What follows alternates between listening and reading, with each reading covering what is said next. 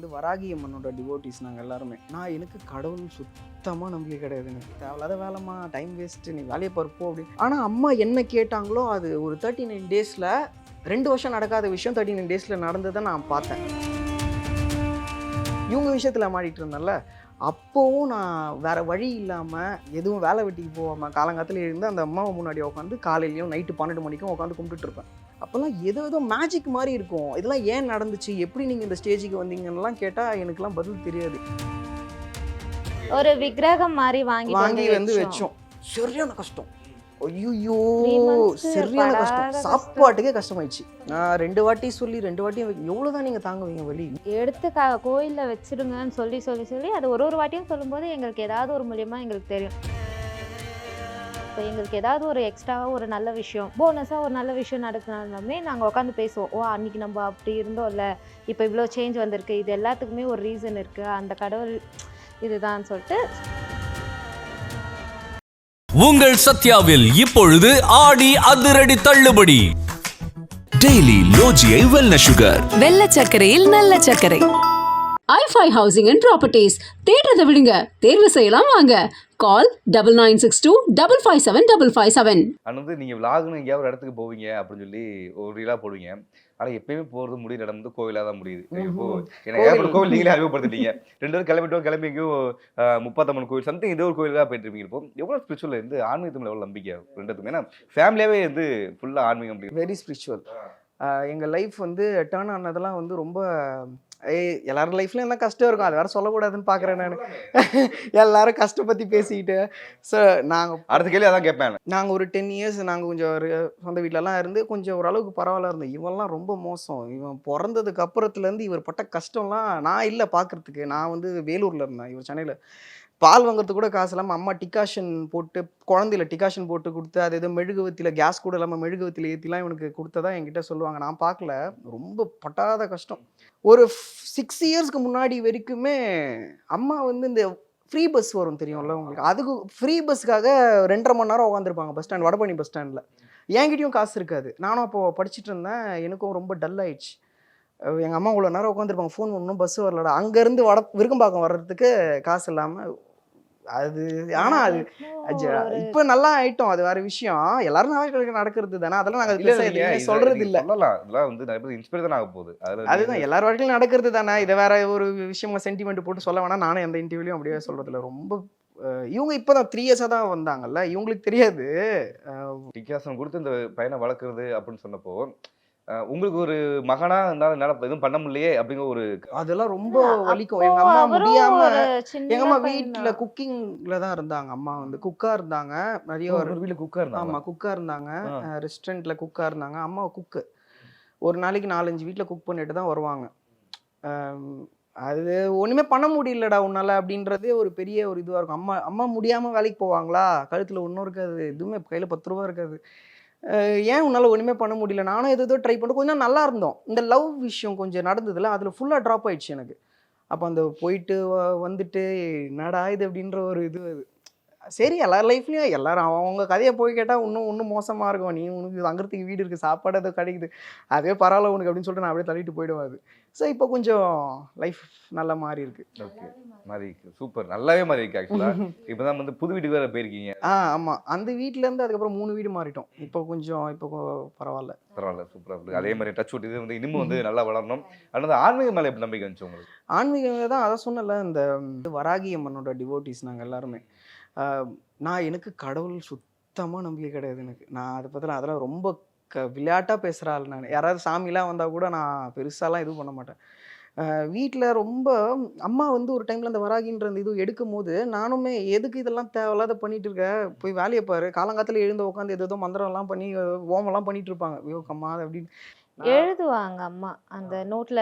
இப்போ முருகர்தெல்லாம் எழுதுறது, அந்த வாராகி துணை, ஓம் நம்ம வாராகி துணை, அது எழுதிட்டு இருப்பாங்க. அது வரைக்குமே இவருக்குமே நம்பிக்கை. நான் காலையில் கிளாஸுக்கு போவேன், 4:30 கிளம்பி கிளாஸுக்கு போவேன் நான். ஸோ அப்போது ஏதோ சொல்லிட்டு நான் கிளம்பிடுவேன். தேவையில்லாத வேலைம்மா, டைம் வேஸ்ட்டு, நீ வேலையை பருப்போ அப்படி.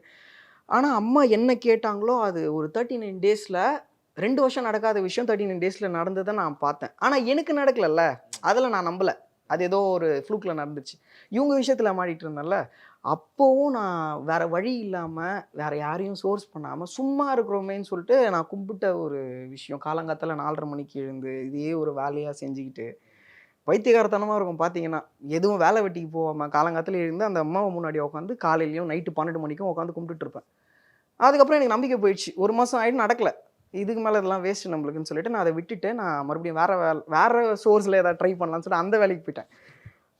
கரெக்டாக அந்த 1 மந்த் to 1.5 months 2 months கேப்பில் நான் போட்ட பிளான் ஒன்று. ஆனால் அந்த பிளானை நான் இப்போ பண்ணியிருந்தேன்னா அது எல்லாமே வேஸ்ட்டாக போயிருக்கும். ஆனால் அந்த பிளானே அவங்க ஒரு நடந்துச்சு. வழி காமிச்சாங்க. அதுவே எனக்கு மாறிச்சு. எல்லாமே மாறி எனக்கு நடந்துச்சு. என்னோட இப்போ இந்த இன்கம்மாக இருக்கட்டும் எல்லாமே. நான் கிளாஸ் எடுத்துகிட்டு இருந்தேன். நம்ம கிராவ் மகா கிளாஸ்லாம் எடுத்துகிட்டு இருந்தேன். அப்போல்லாம் நிறைய டவுன்ஃபால் எனக்கு. அப்போல்லாம் ஏதோ மேஜிக் மாதிரி இருக்கும். இதெல்லாம் ஏன் நடந்துச்சு, எப்படி நீங்கள் இந்த ஸ்டேஜுக்கு வந்தீங்கன்னெலாம் கேட்டால் எனக்குலாம் பதில் தெரியாது. ஏதோ ஹிட் ஆகிடுச்சு. இதெல்லாம் வந்து நான் போட்ட வீடியோலாம் ஹிட் ஆகிடுச்சு. இதெல்லாம் இப்படி தான் பண்ணுன்றதெல்லாம் எனக்கு சொல்லித்தர தெரியாது. இதெல்லாம் ஹிட்டு. என் நேரம் நல்லா இருக்குது. நான் நேரத்தை ரொம்ப நம்புகிறேன். இதெல்லாம் என் நேரம். ஏன்னா 23 வருஷமாக நீ இன்னும் நான் பண்ணாத ட்ரை கிடையாது. நான் ஏதோ ட்ரை பண்ணியிருக்கேன் நான். ஆனால் இந்த 2 வருஷத்தில் ஹிட் ஆயிடுச்சுன்னா அதெல்லாம் வந்து 2 வருஷத்தில் பெரிய க்ரோத்து. அது எல்லாமே நேரம். ஒரு அதெல்லாம் விஷயம் எனக்கு நல்லா நடக்கும்போது தெரியும். எங்களால எக்ஸ்பீரியன்ஸ் பண்ண முடியுது. அவங்களால தான் நடந்திருக்கு. நாங்கள் அந்த வந்து ஒரு அம்மாவால தான் நம்பிக்கையில் நடந்திருக்கு. இல்லை நம்ம வந்து அந்த அம்மா கொஞ்சம் ஓரளவுக்கு இதுவானதுக்கப்புறம் அந்த சிலை மாதிரி வாங்கிட்டு வந்து வீட்டில் வைக்கலாம். உங்களுக்கு எப்படி இருக்கும்னு தெரியல நான் இல்ல பேசுறதுலாம். இல்ல நானும் ஆன்மீக ஒரு விக்கிரகம் மாதிரி வாங்கிட்டு வாங்கி வந்து வச்சோம். வச்சோம். சரியான கஷ்டம். ஐயோ 3 monthsக்கு சரியான கஷ்டம். படாத கஷ்டம். சாப்பாட்டுக்கே கஷ்டமாயிடுச்சு.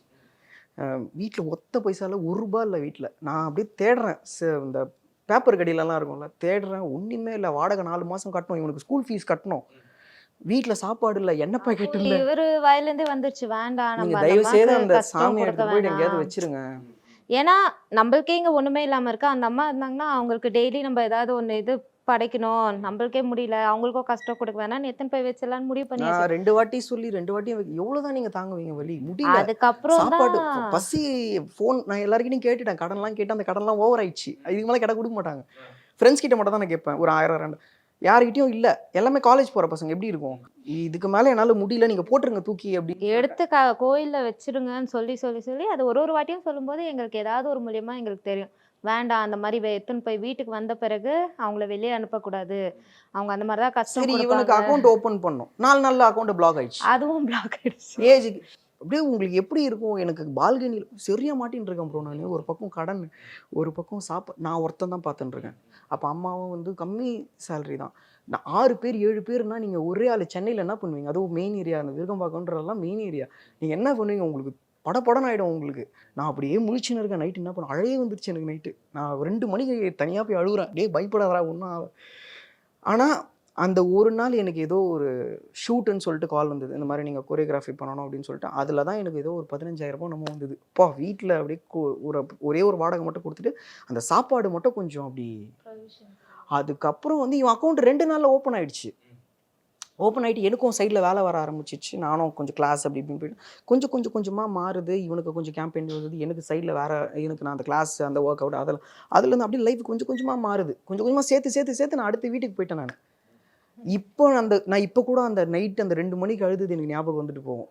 அது மறக்க கூடாது சீரியஸாவே. என்னதான் நம்ம இவ்வளவு தூரம் வந்தாலுமே அந்த இது வந்து இன்சிடென்ட்டை மறக்கவே மாட்டோம். இப்போ எங்களுக்கு ஏதாவது ஒரு எக்ஸ்ட்ராவா ஒரு நல்ல விஷயம், ஒரு ஒரு போனஸா ஒரு நல்ல விஷயம் நடக்குனாலுமே நாங்க உட்காந்து பேசுவோம். ஓ அன்னைக்கு நம்ம அப்படி இருந்தோம்ல, இப்போ இவ்வளோ சேஞ்ச் வந்திருக்கு. இது எல்லாத்துக்குமே ஒரு ரீசன் இருக்கு. அந்த கடவுள் இதுதான் சொல்லிட்டு நாங்கள் எங்களுக்கு ஏதாவது ஒரு நடக்கும்போதும் சரி, இல்லை ஏதாவது ஒன்று அவாய்ட் ஆகி போகுது, இல்லை இந்த ஏதோ ஒன்று விஷயம் நடக்கலைனாலுமே எல்லாமே நல்லதுக்கு தான். அந்த அம்மா நம்ம கூடவே இருப்பா.